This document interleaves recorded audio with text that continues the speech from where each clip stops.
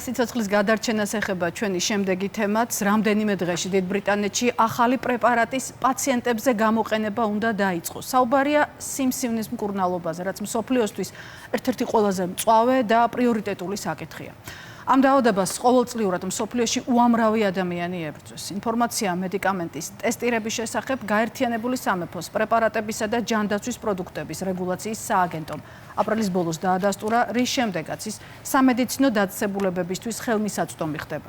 ინგლისელი მედიკოსებისა და მკვლევარების მოლოდინის შემდეგია. ახალი ტიპის იმუნოთერაპია წლიურად საშუალოდ 15,000 პაციენტს უნდა დაეხმაროს სიმსივნესთან ბრძოლის პროცესში. ის იქნება ასევე დიდი შვება სამედიცინო პერსონალისთვისაც, რათა მოკლე დროში უფრო ეფექტურად მოხდეს დაავადების მართვა. პირველი კლინიკა, რომელიც პაციენტებს ნიvolumabis ინექციას მომდევნო კვირიდან შესთავაზებს, Mount Vernon-ის სიმსივნის ცენტრია. კლინიკის დირექტორის თქმით, ისინი თავიდანვე ადევნებდნენ თვალს პრეპარატის განვითარების პროცესს და დადასტურების შემდეგ მალევე გადაწყვიტეს ჩართონ პრეპარატი მკურნალობაში.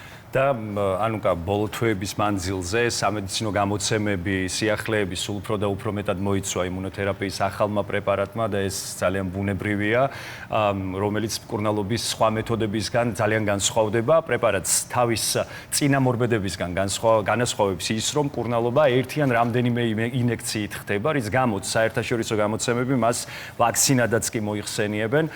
ქიმიოთერაპიის გადასხმისგან განსხვავებით, ახალი პრეპარატის მიღებას მხოლოდ 3-დან 5 წუთამდე სჭირდება და ფორმითაც ძალიან გავს ვაქცინას, თუმცა იმუნოთერაპია და ვაქცინა მაინც ძალიან განსხვავდება ერთმანეთისგან.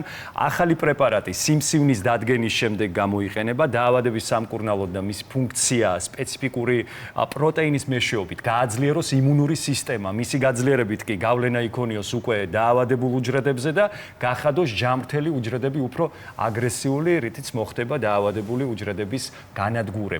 იმუნოთერაპიის ახალ პრეპარატს 15-მდე ტიპის კიბოს მკურნალობისთვის გამოიყენებენ, მათ შორის არის ფილტვის, მუცლის ღრუს, თირკმელების, სისხლის კიბოს სახეობისთვის. ჯერჯერობით კითხვის ნიშნის ქვეშ დგას, რამდენად შეძლებენ ნიvolumabit მელანომას, ანუ კანის კიბოს მკურნალობას. ამ ეტაპზე ნიvolumabis გამოყენებას გაერთიანებულ სამეფოში დაიწყებენ, რის პარალელურადაც განაგრძობენ კვლევას და ახალი თაობის პრეპარატზე მუშაობას. ცხადია და ექსპერტთა აზრით, ეს დიდი ნაბიჯია კიბოს კვლევასა და მკურნალობაში. მართლაც ეს არის ძალიან დიდი იმედი. მე დარწმუნებული ვარ, ახლა უამრავი ადამიანია ეს მარცვალი, რასაც ეწოდება იმედი, სწორედ აი ამ ვერაგი დაავადებასთან ბრძოლის დროს მიიღებდა ამ იმედს და იმედია, რომ ძალიან მალე ხელმისაწვდომობა იქნება ყველა ადამიანისთვის სწორედ ამ პრეპარატების მიმართ. კი ბატონო, წარმატება და ჯანმრთელობა უსურვოთ ჩვენს ტელემაყურებელს თავისთავად ცხადია.